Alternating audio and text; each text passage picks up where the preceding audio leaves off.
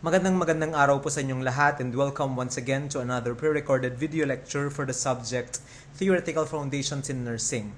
I am Dr. Jeffrey Reboron, your instructor. And last week, we learned about Faye Abdelah's 21 nursing problems and Ida Jean Orlando's deliberative nursing process. This time, for this video, we will be learning about two nursing theories from two notable nurses. We will have a look at Margaret Jean Wattson's theory of transpersonal caring and also the humanistic model of nursing. So please bring out your notebooks and also your ball pens so that you can follow along our discussion. The first theory that we will be looking into is the transpersonal caring by Margaret Jean Wattson. And let's look at the theorist behind this model. But before we proceed, let us first have a look at one of the best quotes that I read in the internet from Margaret Jean Wattson. She said, "Caring in nursing conveys physical acts, but embraces the mind, body, spirit as it reclaims the embodied spirit as its focus of attention." So this means that we nurses, although we are just doing physical actions, all of our nursing care also takes care not just of the body, physical body of the patient, but also their mind and the spirit. So kaya siya po tinawag na transpersonal caring, because aside from the fact that we are caring for our patients and we are also looking at them in a holistic point of view, it also affects our well-being as nurses in particular. So ibig sabihin po nito, the relationship that we do to our patient, the relationships that we create with our patient also has something to do with our well-being and sense of self-actualization. So ibig sabihin, pag tayo daw ay mga nurses, we are able to affect our patients in a positive way, and our patients are also able to affect us in some way. So Jean Wattson contends that caring regenerates life energies and also potentiates our capabilities. So nursing can also give us the potential to regenerate our life energies, or what we call chakra, and also helps us to attain our optimum capabilities, not just as patients but also as nurses. Now, the benefits are immeasurable in promoting self-actualization on both the nurse's personal and professional level. So gaya nga ng sinabi ko kanina, when we speak of transpersonal caring, we nurses are not just positioned to change our patients and improve the health of our patients. There will also come a time wherein we will appreciate our profession even more, and that we will be able to have a renewed sense of perspective din, kasi even our patients are also able to give us a sense of satisfaction or self-actualization, because they also have the chance to change us. So hindi lang po tayo ang reason kung bakit nagbabago yung mga pasyente natin, nag-i-improve ang mga pasyente natin, but our patients are also given the position to change us, nurses, and help us attain self-actualization on both personal and professional level. Now, according to Margaret Jean Wattson, caring is mutually beneficial experience. So hindi lang po tayo ang nakikinabang, pati yung mga pasyente natin. So it's mutually beneficial to both the nurse and the patient, as well as between all the health team members. So lahat din po ng mga members of our healthcare team, they also benefit from our expression of care, because it allows us nurses to attain self-actualization. It also allows for the growth and development of the different members of our healthcare team, and it also improves the health of our patients. So lahat po tayo ay nakikinabang when we are expressing our care as nurses. So yan po yung theory of transpersonal caring of Margaret Jean Wattson. Now, let's understand how Jean Wattson came about her theory of transpersonal caring. So, paano niya naisip yung transpersonal caring na yon? You have to note that more than just being a nurse, Margaret Jean Wattson was also a doctor of philosophy in educational psychology and counseling, and she's also a distinguished professor and director of Center of Human Caring, and a fellow of the American Academy of Nursing, and also an international Fulbright awardee, that's a school, and also she's a distinguished lecturer in many countries. So, as you know, Margaret Jean Wattson is exposed to other people, and she is also used to mentoring other people for their own growth and development, for their own self-actualization. So that's the reason why she came up with her transpersonal caring. It is out of her own professional and personal experience that she thought na nursing pala is not just beneficial for the patients who are receiving the care. Pati kaming mga nurses, we also benefit from the nursing expression that we do because it improves our personal and professional self-actualization. So yun po yung naisip ni Margaret Jean Wattson because of the many exposures that she has from different people, from different walks of life. Kaya po siya may transpersonal caring. Now let us look at the philosophies or perspectives of Margaret Jean Wattson when it comes to nursing. Now, in her theory, her idea forwards that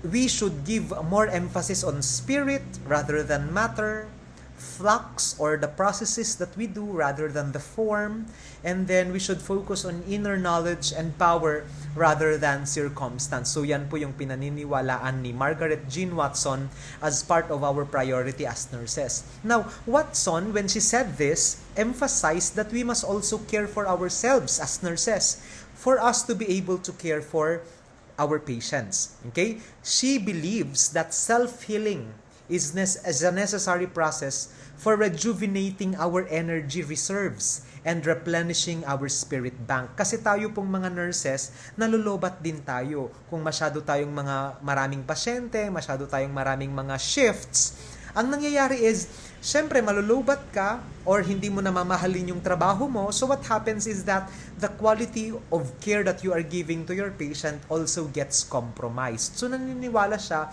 that we should focus on our spirit rather than matter, flux rather than form, and we should emphasize caring for ourselves first before we care for other people. So yun po yung emphasis na sinasabi sa atin ni Margaret Wattson. Aside from that, Margaret Wattson also moved beyond contemporary nursing perspectives or views to a view that is more rooted in Nightingale's vision of what nursing is. Marami kasing mga tao noon during the time of Jean Wattson, wherein the nursing model is simply revolving around promotion of health, prevention of illnesses, caring for the sick, and restoring the health. So yun lang po yung focus ng nursing noon. That is the traditional or the contemporary view of what nursing is. However, si Jean Wattson, mas yung view niya or perspective niya of what nursing is based on Nightingale's vision of what nursing is. According to Wattson, caring is central to nursing practice and it also promotes health better than a simple medical cure. So, hindi lang daw po tayo nagki-care for our patients based on medical knowledge, but we are more than that.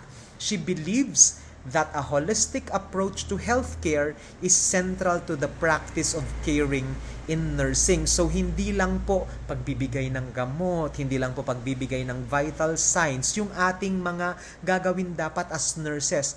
We should take care of the mind, body, and spirit or the holistic approach to a person. So, yan din yung isang pinaniniwalaan ni Margaret Wattson. Aside from that, she also reflects that nursing is both theoretical and beyond theory.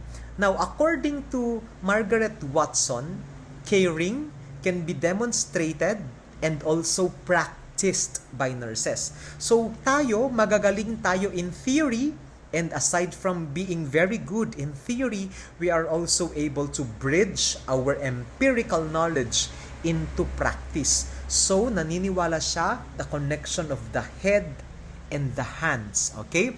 So, nursing is both theoretical and beyond theory.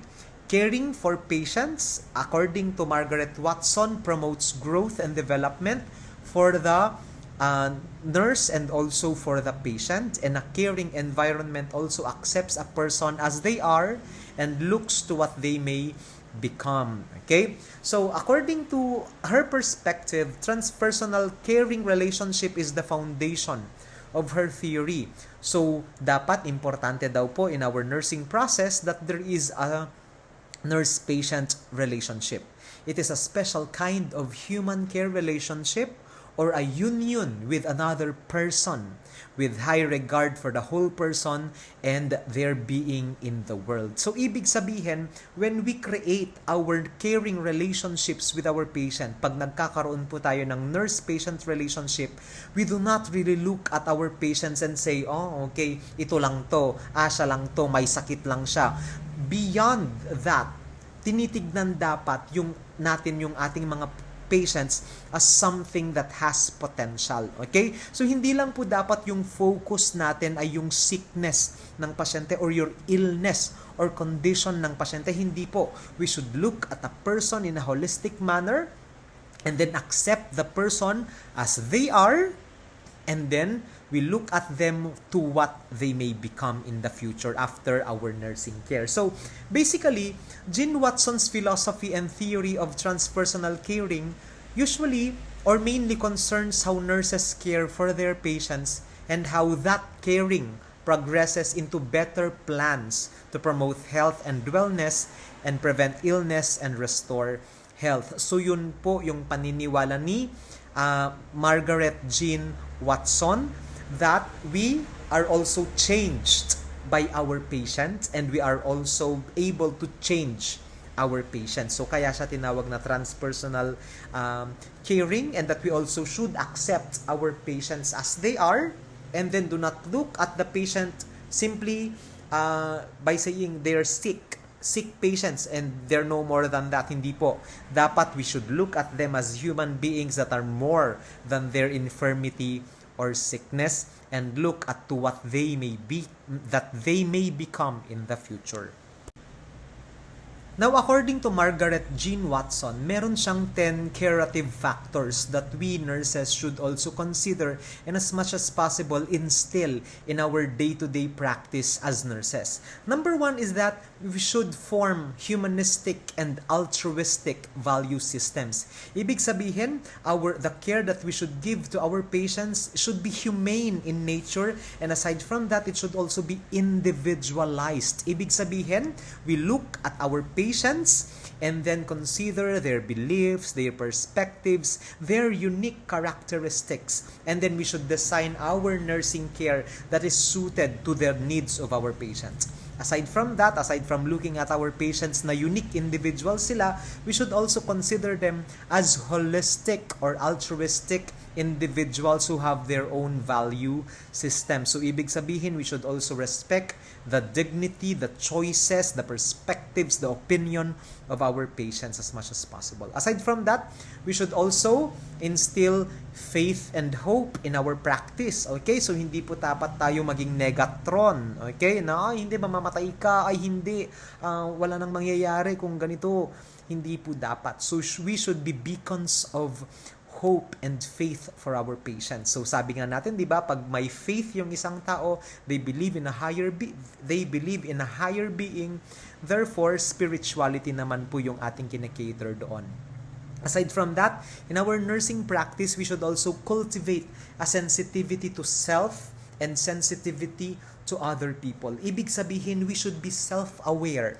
As nurses, we should know what we want and what we need. Kung tayo ay pagod na, kung tayo ay hindi masaya sa hospital, kung saan tayo nagtatrabaho, kung masyado na po tayong mga maraming shifts or marami na po tayong mga duty at tayo ay pagod na, we should be sensitive to our own needs, because Margaret Jean Wattson believes that it is only through awareness of one's needs and meeting one's needs that we are able to care for other people as well. So, dapat sensitive po tayo to ourselves, and also we are sensitive in understanding our patients so that we can create a unique or a holistic approach to the nursing care that we give them. Aside from that, we should also instill in our practice the development of a helping and trusting relationship with our patients. So, we practice openness to our patients. Hindi po tayo nag-withhold ng information. Dapat we should inform our patients in all honesty the things or the prognosis that are happening to them, the treatment that they will be receiving, and then also we should try our best to be very accepting to our patients. Dapat po ay hindi tayo nagiging judger to our patients para po sila ay maging open din sa atin so that they will also trust us. So yun po yung number 4 sa 10 curative factors ni Margaret Jean Wattson. Aside from that, we should also instill in our nursing care the promotion of expressions of feelings. So let your patients verbalize their fears, their anxiety, their happiness, all of their feelings, their feeling of forlornness, hayaan nyo po sila. Because according to Margaret Jean Wattson, as nurses, we should also be able to allow and encourage our patients to express their true emotions and feelings. Kung yung pasyente, buntis siya, nabuntis ng boyfriend, and siya ay natatakot, or anxious siya, or hindi siya masaya, let them feel the way that they are feeling. Huwag mong sabihin, dapat nga masaya ka. Dapat nga ganito yung feeling kasi meron magkakaroon ka ng naging anak. That is not a healthy way to put it, because you are not anymore caring for the patient any longer. If you are imposing the feeling that you think should be felt by the patient. So, isa din yan sa ating mga 10 curative factors as nurses to promote the expression of feelings of our patient, be it positive or negative. Now, another curative factor, according to Margaret Jean Wattson, is using problem solving for decision making. So, anong ibig sabihin nito? We nurses should be very creative in the use of our resources, in the use of ourselves and the people around us, so that we can address a specific problem. So, creative use of self and all ways of knowing should be part of our caring process, because we are given the sense of creativity or artistic talents by God, so that we can we can use these talents that we have in problem solving for our patients. For example, kunwari yung pasyente, you are working in a hospital with very little funds, so wala kayong pondo for even kidney basin. Okay? Yung lalagyanan ng kunwari may nagva-vomit yung patient or meron siyang phlegm. Okay? So wala silang spit upan ng kanilang mga phlegm kunwari or ng kanilang mga vomitus. So, you can use your creativeness or creativity as an expression of your caring to your patients. So, ang ginagawa namin, we cut yung mga empty na IV bottles, yung mga swero, kinakat namin yun. Yun yung ginagawa naming spitting cup for our patients. So, again, we can create or we can use our creativity and use our resourcefulness in problem solving and even for decision making for our patients. That's part of our curative factors. Aside from that, number 7 is promoting teaching and learning.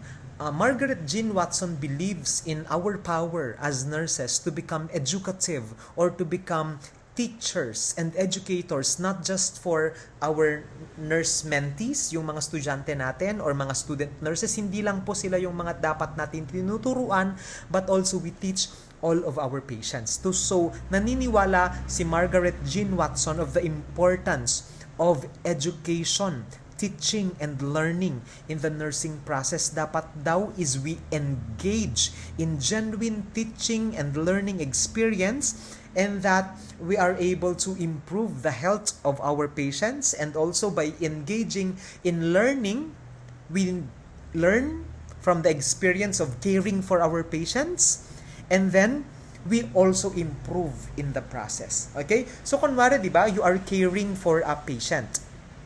So, mag-oopera kayo ngayon. Mag-oopera kayo kasi cesarean section, kunwari, yung inyong pasyente. And you are assisting in the operation. Okay? So, sabi ko kanina, di ba, we can use ourselves to positively help our patients, and also our patients, because of the experience that they are giving us, we are also learning from that. So, kunwari, first time mong mag-handle ng cesarean section delivery.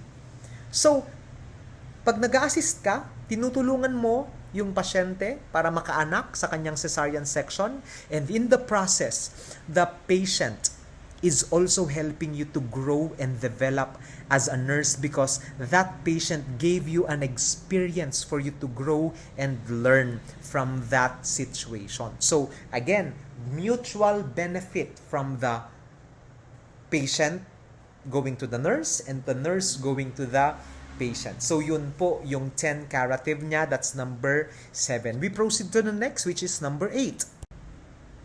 Another curative process that we should instill in our nursing care is promoting a supportive environment, which means that we, nurses, should create healing environments at all levels, be it physical, non-physical, or subtle environments of energy and consciousness. Dapat po ay yung mga pasyente natin, they live or we help them create their environment that is healthy, that is beautiful, that is comfortable, that is with dignity and peace. So, dapat daw ay tulungan natin yung mga pasyente natin so that they can live in a supportive environment for their growth, their development, and their health. So, yan din po yung isa sa ating mga curative factors or responsibilities as nurses. Aside from that, we should also assist our patients with the gratification of human needs. So, dapat po, we should help or assist or guide our patients so that they will achieve their basic human needs, like for example, oxygen, food, shelter, clothing, safety and security, yung mga kasama sa Abraham's Maslow of needs or Abraham Maslow's hierarchy of needs, I should say. And then also, we should also be intentional in our caring consciousness. So, dapat po, when we are assisting our patients to attain gratification or masatisfy nila yung mga human needs nila, we should be intentional in doing that. Okay? And we should also administer human care essentials, which potentiate the alignment of the mind, the body, the spirit, and the wholeness and unity of the patient. So, gaya nga ng sinabi natin, di ba, kung yung pasyente hindi niya ma-attain yung mga physiologic needs. Okay? So, ibig sabihin, hindi yan mag-grow and magde-develop. Hindi yan magkakaroon ng peace of mind. Walang oneness of the mind, body, and spirit kung kumakalam naman yung sikmura, kung hindi naman nakakahinga ng maayos. So, dapat, we nurses should assist in the gratification of all of our patients' human needs. Okay? And number 10 is allowing for existential and phenomenological forces. So, ang ibig sabihin po ng number 10 is that we should be open and we should also be attentive of the spiritual mysteries that may happen to our patients during their own life and death experiences. Ibig sabihin po nito, kung yung mga pasyente natin ay terminally ill na or mamamatay na, then we should also still be open to possible miracles that may happen to them. So sabihin natin sa kanila, ma'am, don't lose hope. Ma'am, if you believe in a supreme being, continue praying to them because they might just give you they might just answer your prayer. So yan po yung ibig sabihin ng number 10, allowing for existential and phenomenological forces. Ibig sabihin po nito, we should care for the soul of these people. Okay? So dapat po ay alagaan natin yung spirit nila if they want to believe in miracles, if they want to believe i-continue nila yung treatment kahit na alam nating mababa na yung chance, then allow them to express their belief, their spiritual belief to a higher being. So yun po yung ibig sabihin ng ating 10 curative factors. Okay? So sana po ay mas naintindihan nyo because understanding these 10 curative factors will also help you understand our next slide, which is the 10 caring processes or Caritas processes. Let's have a look. Now, in the 10 curative processes that were forwarded by Margaret Jean Wattson, she converted it into 10 Caritas processes. Okay? So number 1 is practicing loving. That means kindness, having compassion, or equanimity, or justice, or equal treatment towards ourselves and other people. So dapat po ay we should also practice compassion and kindness daw, not just to our patients, but also we should also be kind to ourselves. Kasi po, kung hindi tayo maayos sa sarili natin, we cannot be able to help our patients as well. So, kinonvert din niya yung number 2. Okay? So, Caritas process number 2, Caritas process includes being authentically present or enabling faith, hope, and belief systems and honoring the subjective or the inner life or inner world of self and others. So, dapat po we respect each other and we also respect each other's point of views, okay, mga secrets, mga perspectives in life. So yun po yung ibig sabihin ng being authentically present and enabling faith, hope, and belief. Aside from that, number 3 is cultivating one's own spiritual practices by deepening self-awareness and going beyond ego or ourselves. So number 4 means developing and sustaining a helping and trusting and authentic caring relationship. So parang pareho lang din to ng ating slides a while ago. And also number 5 is being present to, being supportive of the expressions of positive and negative feelings. So kung naalala nyo, dapat tinutulungan natin yung mga pasyente for them to be able to express themselves properly. Number 6, Caritas process include creative problem solving or finding a solution or seeking a solution to a problem through our caring process of nursing. Number 7 includes engaging in transpersonal learning within the context of a caring relationship or staying within others' frames or reference. So gaya na ng sinabi natin kanina, we learn from the experience that are given to us by our patients. So yun yung sinasabi nating engaging in transpersonal learning. So kung nakakausap mo yung mga pasyente mo and they are giving you snippets of knowledge, you also have to learn from them in the same manner that they are also learning from you through the educative process of health teaching. So number 8 is creating a healing environment at all levels. So dapat po, as nurses, we are able to assist our patients to create a healing environment, not just in the hospital, but also in their family, in their community, in the school, or in their place of work. Dapat po matulungan natin sila so that they can create a healthy environment for their growth and development and a sense of well-being. Number 9 is we also have to assist our patients with basic needs as sacred acts, touching the mind, body, or spirit of others, and sustaining human dignity. And number 10 is we have to be open to spiritual mystery and unknowns or allowing for miracles. So yan po yung 10 curative process that are derived from the curative factor. So almost pareho lang din po sila ng essence or gist or meaning. Now let us look at the metaparadigm in nursing of the theory of Wattson. So ano ba ang tingin niya sa nursing? Okay, how is the view or the perspective of Wattson in the concept of nursing? Now, Wattson sees nursing as having to move educationally into areas of stress and developmental conflicts to provide holistic care, which she believes is central to the practice of caring in nursing. So, ibig sabihin daw po, our caring processes is central to nursing. Ibig sabihin daw, wala pong nurse kung wala talagang nagke-care. Okay? Because our care is the currency of nursing. Okay? So yun po yung pinaka-core ng ating nursing practice is caring. Okay? So Margaret Wattson also believes that nursing is a human science of people and health illness experiences that are mediated by professional, personal, scientific, aesthetic, ethical, human care. So, ibig sabihin po nito, human care transactions. So, ang ibig sabihin po nito is that as nurses, or as nursing, our profession of nursing also involves our understanding or empirical knowledge because it is a science of people. So yung understanding natin of what people are, what makes them think, the anatomy and physiology of a person, paano siya nagkakasakit, paano siya nagiging healthy, that is part of nursing, the science aspect of nursing. Aside from that, there is also an art part of nursing which is mediated by yun nga mga professional, personal, aesthetic, and ethical human care transactions. Okay, so that is how Margaret Wattson views nursing.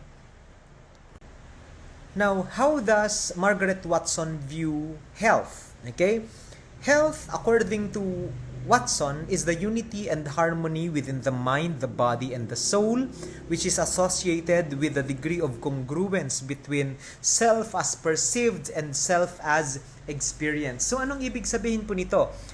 We should have an overall physical, mental, and social functioning for a person to be considered healthy.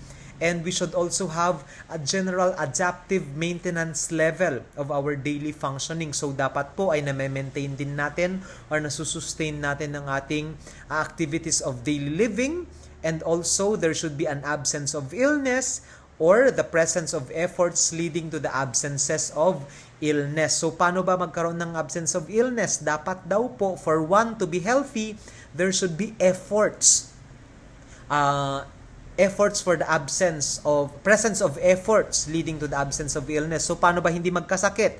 Exercising 15 minutes a day or sleeping 8 hours a day, drinking 8 glasses of water per day. So, yun po yung mga presence of efforts leading to the absence of illness. So, yun po ang tingin ni Wattson sa ating health in her concept or model. Aside from that, how does she view the person?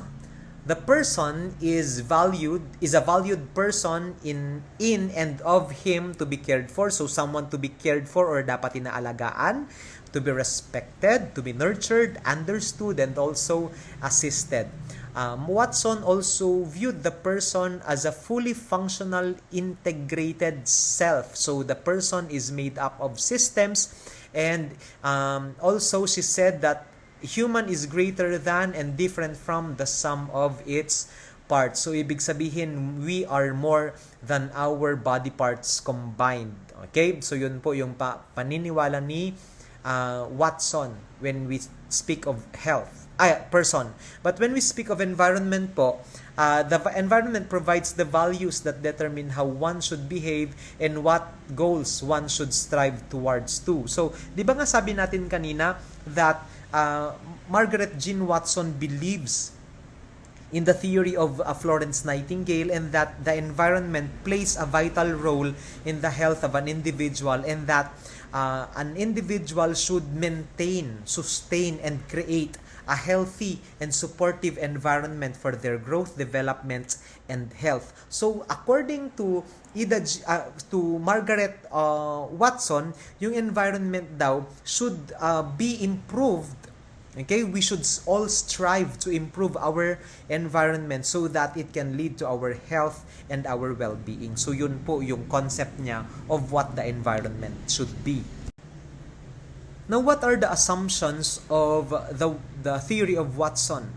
One assumption is caring can be effectively demonstrated and practiced only interpersonally. So, yung care daw, mas maganda siya, okay, mas effective if the care is from another person. So, kung ikaw lang yung nag-aalaga sa sarili mo, okay naman din yon. But, when you receive a care from other people who are trained professionals doing their job, then it becomes more effective, okay? If it is practiced interpersonally and if it becomes effectively demonstrated, if it is practiced interpersonally, okay? So, number 2 assumption is effective caring promotes health and of the individual and family growth. So, ibig sabihin po nito, pag maganda daw po yung nare-receive natin na care, okay, it promotes our health as individual or as the whole family. So, ibig sabihin, we nurses have the ability to improve the lives of our patients, not just in the individual level, but also in different levels, like for example, society, community, even nation, okay? Depending po sa quality of care that we are giving them. So, pag effective po yung care na binibigay mo, you are doing your job as a nurse properly with genuine concern for your patient. So, effective caring ang tawag natin doon. That can help promote the health of an individual or the family, and it will also lead to their growth and development. So, number 3, the caring response accepts a person not only as he is now, but as what he or she may become in the future. So, ibig sabihin nito, we do not just look at our patients based on their infirmity. Hindi natin sasabihin, eto, tuberculosis patient lang. Hindi siya forever tuberculotic patient. Tama? Tuberculosis patient. Hindi siya magiging ganun lang. We should accept them for what they are and also for what they may become in the future. So we accept the reality na yung patient na to, pwedeng may sakit siya ngayon, but through nursing care that we are giving them, magiging healthy din sila in the future. So that is what is meant when we say accepting the person for what they are and what they may become in the future. Number 4, a caring environment is one that offers the development of potential while allowing the person to choose the best action for himself or herself given a point of time. So gaya nga ng sinabi ko kanina, that Wattson believes in the regenerative power of our environment, and that we should also make sure that the patient's environments are supportive, okay, so that our patients can attain their health and well-being, and that they can develop their fullest potential. Number 5, caring is more healthogenic than curing. So ibig sabihin, the care that we should give our patients is not just more on curing our patients, no, it is more on promoting the health of our patients, preventing illnesses. Huwag na po nating hayaan na magkasakit sila bago tayo magbigay ng care sa ating mga pasyente. It shouldn't be.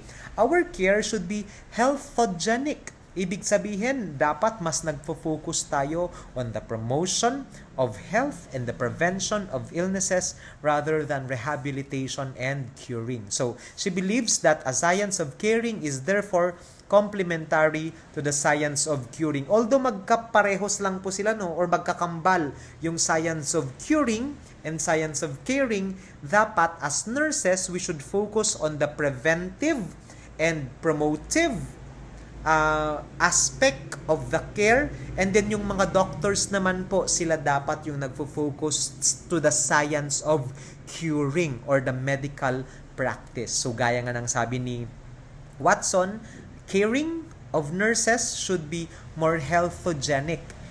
Para yung curing naman po is more on the doctor's side. Okay? And then number 6 is that the practice of caring is central to nursing. So wala daw pong nurse kung walang care. Okay? Because the practice of caring is central to nursing.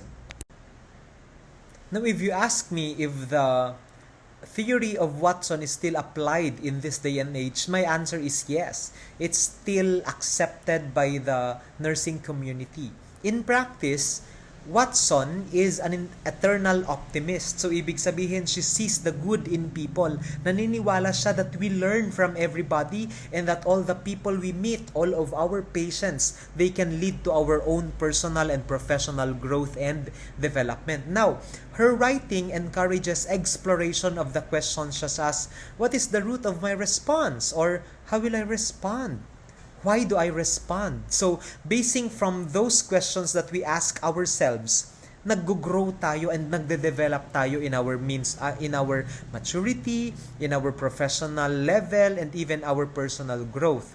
When is it hard to care? So, mga ganong tipo, ibig sabihin, as nurses, we should also incorporate reflective practices. Dapat po, ay pagkatapos nating mag-duty, we reflect on what we did to our patients, what we learned from our patients. Kaya nga po, kapag kayo ay mag-duty, at meron kayong mga CI, bibigyan kayo ng mga reflection questions. Bakit kaya? Because they are also, that your teachers are helping you understand the experience even more so that you can learn and grow from the experience provided to you by the patient. Kasi nga sabi natin, di ba, that nursing is mutually beneficial not just to the patient but also to the nurse or the student nurse. So, kailangan po ng reflective practices natin. So, kaya nga po until now, we are still doing reflective practices when we are in the clinicals. So, dahil po yan kay Wattson. Next is education. In education, we still practice or we still use her theory because her theory leads the reader through an inspiring experience, emphasizing deep inner reflection and personal growth, communication skills, the use of self in the transpersonal growth, attention to both nurse and patient, and the human caring process that potentiates human health and healing. So, ginagamit din po natin yung ating mga experiences as teachers. Ginagamit namin yung experiences namin as students, master's degree students, for us to become better in our profession. So yun po yung sinasabi natin na acceptance of her theory in the nursing community. Aside from that, in research naman po, client outcomes in caring transactions are potential areas for studies. So we still use her theory as a way to test other managements, processes, other things like that, okay? Research and practice should focus both on the subjective and on objective patient outcomes, whether caring is indeed the truest essence of nursing. So, like I said, we use her theory as a framework in testing different hypotheses in nursing research. So, until now, the theory of Wattson is still accepted by the nursing community. Now, let's have a theory analysis and understand why the theory of Wattson stood the test of time. Okay? So, in terms of clarity kasi, her concepts and definitions of the concepts are concise and precise, and it is easily understood and used by not just clinicians or those working in the hospitals, but also for educators, for nursing students, and even researchers. Kaya po siya very clear. Aside from that, based on the simplicity of her concepts, she used sophisticated words in her theory, so we need to read in between the lines. So, ibig sabihin, medyo complex po siya. Hindi po simple. Okay? May mga parang poetic in nature yung kanyang sinasabi.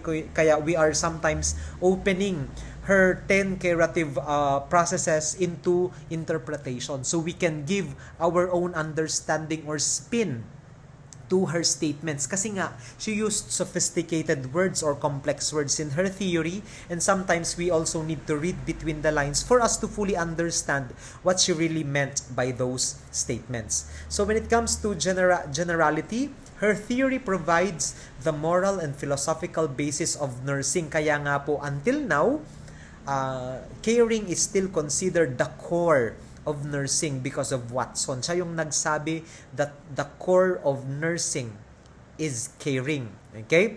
So, that's generality-wise. The scope of her framework also encompasses all aspects of the health and illness continuum. So, whether the patient is healthy, whether the patient is sick, and even in between, lahat po covered po yan ng nursing care. Okay, we can apply caring to those very sick, to medyo sick, and even to those who are healthy. So, ibig sabihin, her framework encompasses all aspects of the health illness continuum. Wherever you are in the health illness continuum, you can still be a recipient of caring in nursing. So in terms of accessibility, she draws heavily on widely accepted work from other disciplines. So like I said a while ago, pinaka malaking idol ni Wattson si Florence Nightingale. That's the reason why majority of her concepts include the environment. Okay? So this is the reason why there is a solid foundation that strengthens her view of what nursing is. So dahil po naniniwala siya sa theory ni Nightingale, at dahil po majority of the things that she wrote are based on other disciplines. Meron siyang scientific basis ng kanyang mga pinagsusulat. That's the reason why it's very accessible and also that's easily applicable. So, in terms of importance, her concepts such as the use of self, okay, therapeutic use of self ng mga nurses, or patient-identified needs, the caring process, and the spiritual sense of human being. Okay, nagagamit natin yan until now, and they are used to help find meaning and harmony in a period of increasing complexity. So that is the theory analysis for the theory of Jean Wattson. Now we also look at the theory of Josephine Paterson and Loretta Zderad, which is called the Humanistic Nursing Theory. But before we proceed, let me share to you a quote from these two. And they said, nursing occurs within the context of relationships. So, ibig sabihin, yung ating nursing daw ay nagmumula yan sa nurse-patient relationship. And there is no nursing if we are not able to establish a caring relationship with our patient and the nurse. Okay? So, it is a nurturing response of one person to another in a time of need that aims towards the development of well-being and more being. So, ibig sabihin po nito, we are able to start our caring relationship if there is a time of need. So, kung kailangan na po tayo ng mga pasyente, they will tell us that they need us, and that is already the start of the caring relationship. And from that context of relationship, doon daw po lumalabas yung concept of nursing. That is according to Josephine Paterson and Miss Loretta Zderad. Now, before we look at their theory, let's first get to know the theorists behind the theory of humanistic nursing. Okay? So, we have Dr. Josephine Paterson. She finished her Doctor of Nursing Science, specializing in mental health and psychiatric nursing. So, meron po siyang doctorate degree in nursing science. Okay?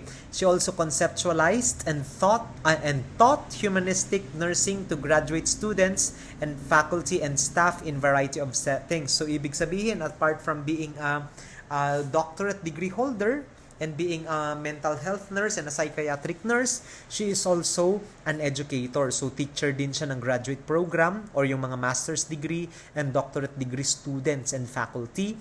And she is also a clinical nurse specialist in the North Point Veterans Administration Medical Center. So, that is Dr. Josephine Paterson. We also have Dr. Loretta Zderad, and she also finished her Doctor of Philosophy, and she also taught in several universities and has lead groups on humanistic nursing, and she is also the associate chief for nursing education. So we have doctors and also educators and nurses in the person of Josephine Paterson and Dr. Loretta Zderad. Now, what is the humanistic nursing model all about?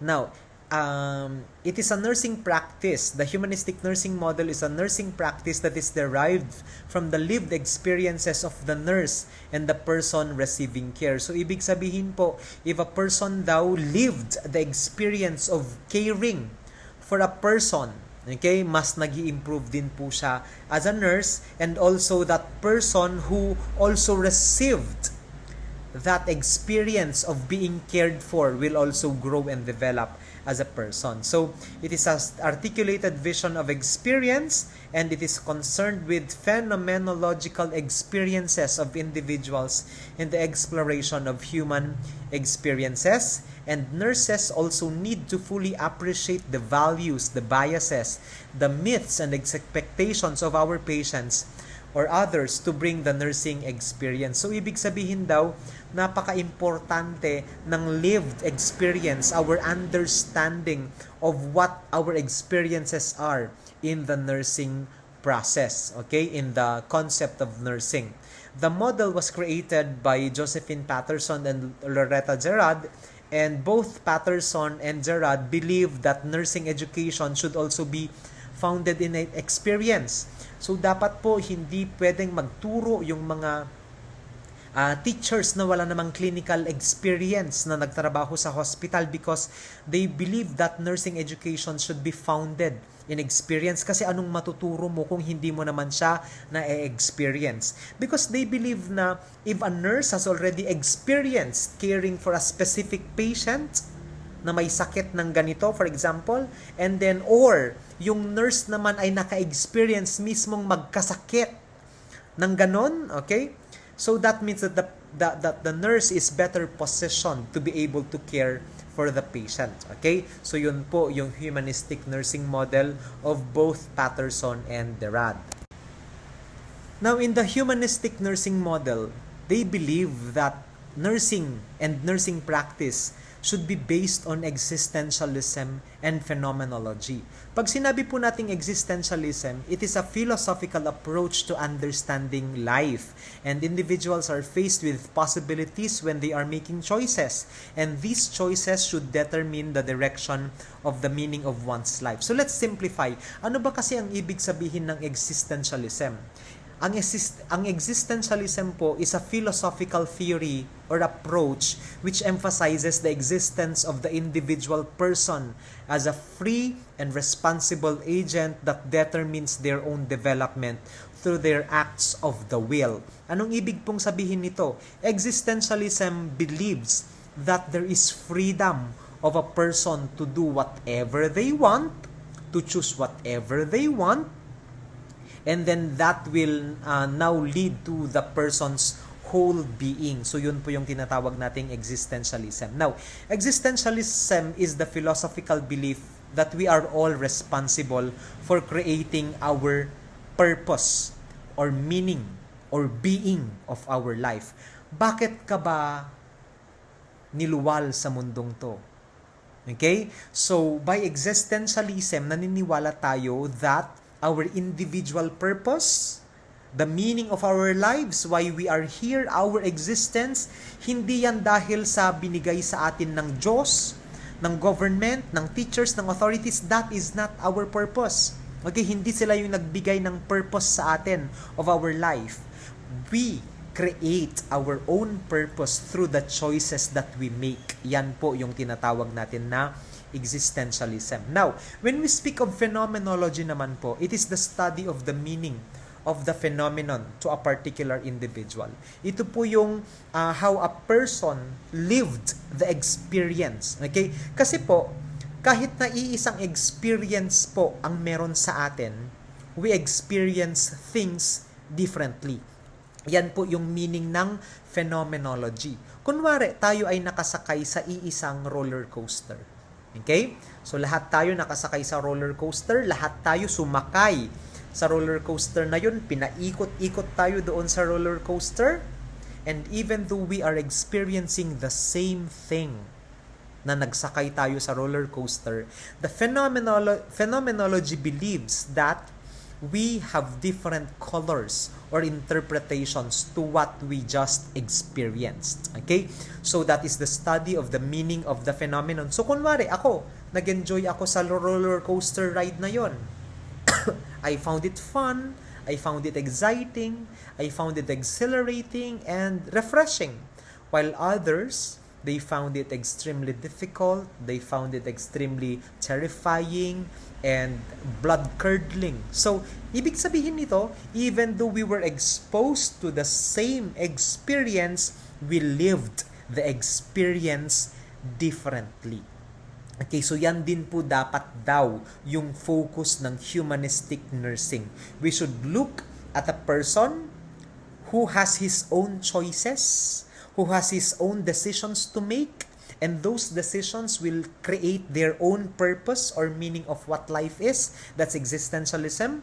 And phenomenology is the process or the study of understanding the meaning of a phenomenon or an experience. So yan daw po dapat ang basis ng ating humanistic nursing or our nursing process. Now, humanistic nursing is an approach to nursing that places emphasis on the nurse-patient relationships in which both the people influence the outcomes of the interventions. Okay? So, ibig sabihin nito, kahit parehot daw ng gamot na binibigay, kunwari pareho, may dalawang pasyente tayo, no? May dalawang pasyente, meron ding dalawang nurses. Okay? So kunwari, both of them have fever.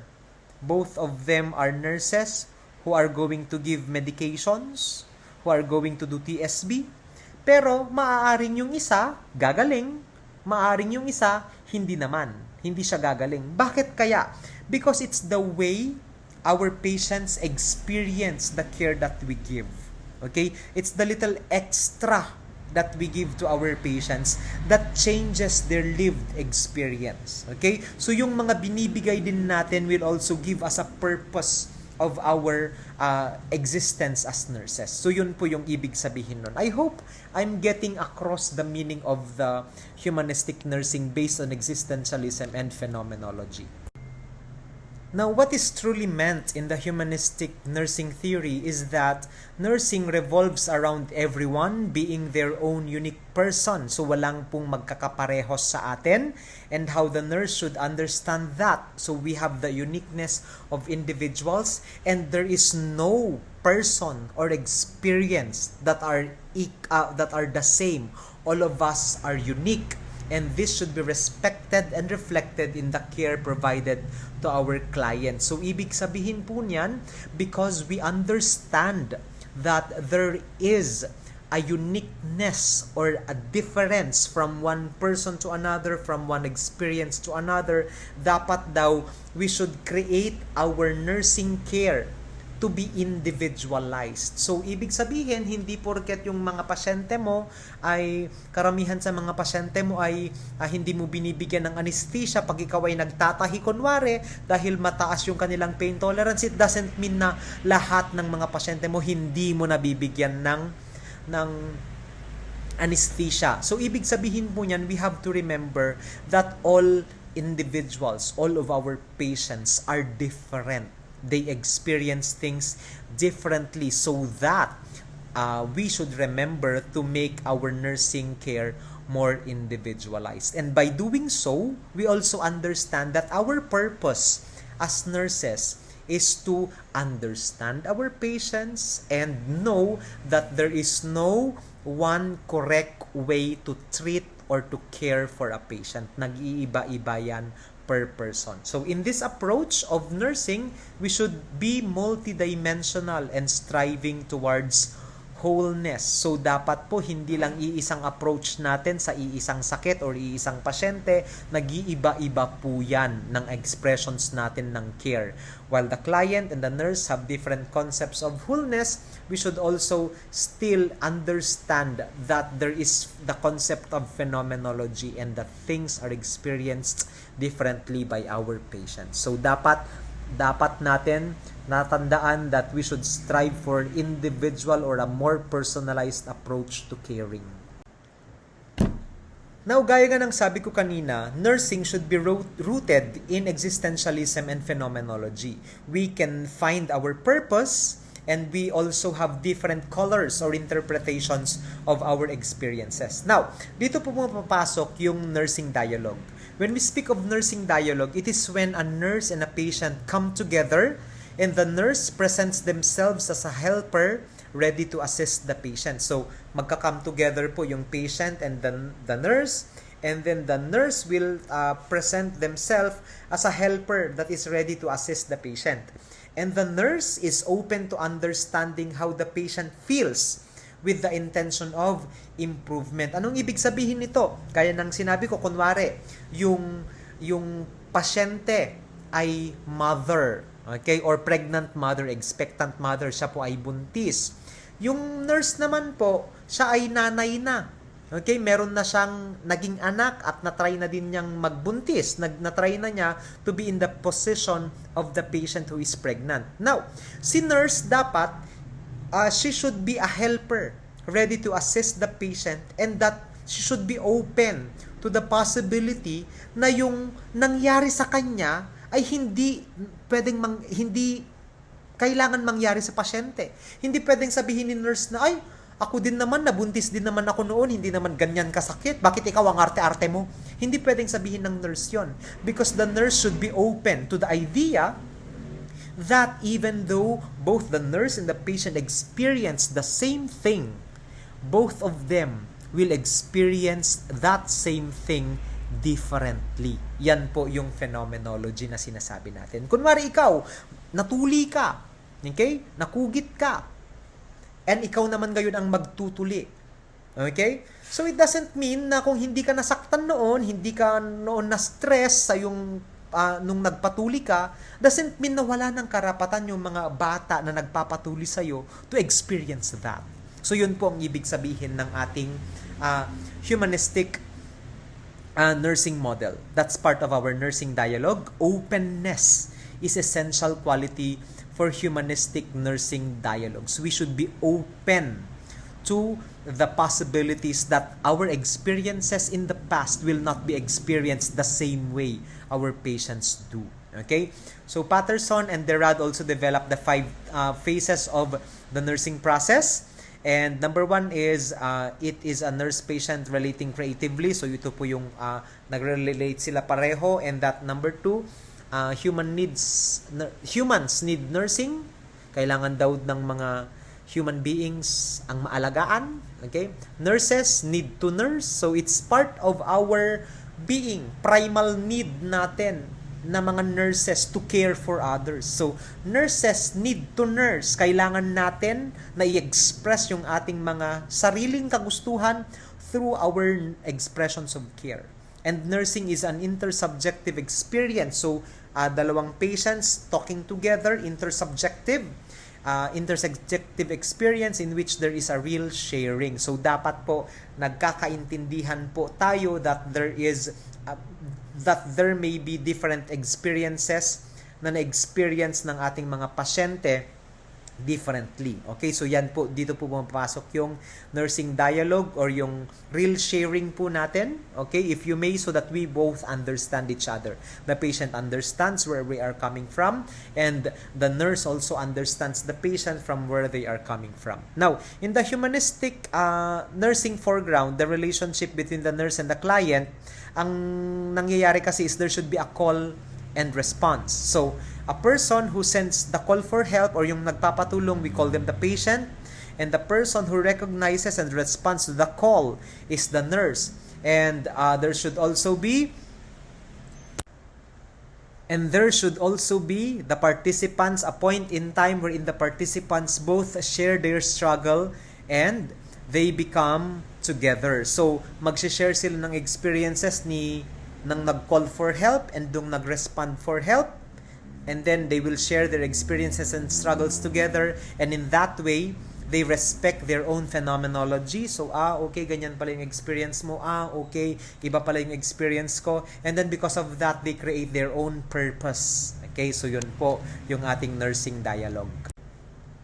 Now, gaya ng sinabi ko kanina, there are 5 phases of humanistic nursing practice in the phenomenologic nursology. Number 1 is the preparation of nurse knower for coming to know. Anong ibig sabihin nito?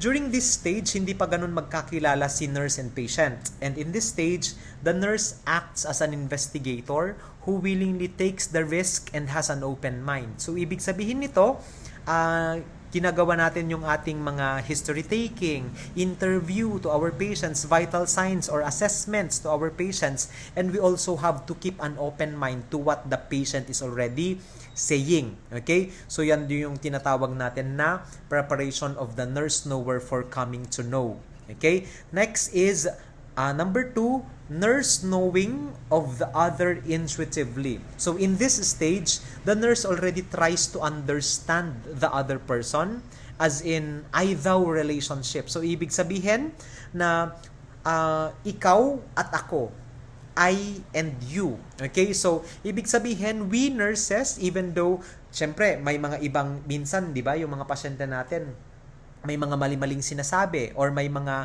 iba-iba sila ng understanding kung ano yung nangyayari sa kanila. And even though us nurses know that that is not true, okay? Na kunwari, sir, kaya ako nagkakaroon ng sakit sa lalamunan kasi naginawan ako, tapos pumasok ako doon sa mainit na kwarto, tapos lumabas ako ulit, yada yada yada. Even though we know that the cause of sore throat is usually group B streptococcus, Group B, streptococcal infections. Okay? Hindi naman totoo yung sinasabi mo. Hindi natin po pwedeng sabihin yon. We should understand that our patients also understand things differently. And us nurses should not superimpose ourselves, our values, to our patient. Okay? Kunwari, may pumasok na pasyente, sa'yo, buntis. Sabi niya, sir, gusto ko magpatanggal ng baby. Ayoko sa baby kong ito. Now, you should try to understand the patient as much as possible. Huwag mong sasabihin, huwag kang magpapatanggal. Mali yan. Kasi, separate kayo ng pasyente. Maswerte ka nga kasi ikaw may baby ka, ako wala akong baby, matagal ko nang pinagdadasal yan, kaya huwag mong ipapatanggal yan. You cannot say that. Because again, that experience is experienced differently by you and the patient. That is what we call the I-thou relationship. We do not superimpose ourselves on our patients. Number 3 is nurse knowing the other scientifically. So the nurse, as the observer, must observe and analyze the patient from the outside. So dapat tignan natin bakit gusto niyang ipatanggal yung anak niyang yun. Ano kaya ang nangyayari? So that means nurse knowing the other scientifically. At this stage, the nurse goes from intuition to analysis. So hindi lang po yung initial na tingin natin sa pasyente, di ba? Bakit nagpapatanggal yan ng anak niya? Siguro Makati yan. Siguro itong babaeng to malandito. Siguro desgrasyada ito. So from that intuition, we use our analysis. I-analyze natin ngayon yung ating pasyente. Okay? The analysis is the sorting, the comparing, contrasting, relating, interpreting, and categorizing. So yun po yung ginagawa natin. Ina-analyze natin why the patient thinks like that, the patient is acting like that, so that we can understand them better. That is what we do in number 3, nurse knowing the other scientifically. Number 4 naman po, nurse complementarily synthesizing known others. So ibig sabihin po nito, the ability of the nurse to develop or see themselves as a source of knowledge. So, kaya pala ganito yung bata. Kasi natatakot siya na baka ang mangyari is, kaya pala gusto niyang magpatanggal is akala niya walang risk ang magpatanggal. Akala niya na pag nagpatanggal ka ng anak mo, ay okay lang, 100% safe and effective. Okay? So, during that phase, sa nurse complementarily synthesizing known others, we already get to understand our patient. And because of our understanding, kaya pala ganito pala yung problema ng pasyente. Because of that understanding of the problem, kaya ganun yung experience ng ating mga patients, we also understand our ability to see ourselves as a source of knowledge, to continually develop ourselves. Okay, and then we also can become better carers for our patients in that process. So yun po yung number 4 natin. So like I said, when we are able to complementarily synthesize the experiences of other people, we get to understand their point of view, why they are feeling that way, why are they reacting that way. Pag naintindihan natin yung mga pasyente natin, we also get to learn from that. May mga ganito palang tao na ayaw ng mga babies kasi ang mangyayari is ganito, ganyan. We also understand the world. And when that happens, we proceed to number 5, succession within the nurse from the many to the paradoxical one. So in this stage, the nurse takes the information that they understood from that experience of caring, and then they apply it in the practical clinical setting.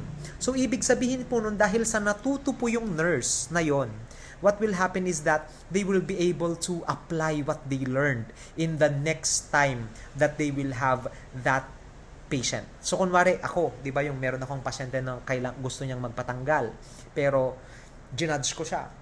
Ay, bakit ganito yung gusto niyang gawin, ganito, ganyan. So, I analyzed the patient, I interviewed the patient, and now I understand na kaya niya gustong magpatanggal is she believes that there is no risk involved in getting an abortion. So, dahil sa nalaman ko na, may mga bata pala na hindi alam yung risk ng abortion, because of that, I will now proceed to number 5, that I will now be able to apply the information that I got in my own clinical or practical setting. So, ibig sabihin, in the event, in the future, na may pumasok ng pasyente na gusto ko magpatanggal, the next thing that I will consider is, siguro katulad din ito ng patient ko noon that they do not believe in the risk of abortion. So what will you do? You will explain the procedure to your patient. So ibig sabihin, nag-elevate po yung ating nursing practice the more that we are exposed to more patients with different understanding of their experiences. So yun po, yung ibig sabihin ng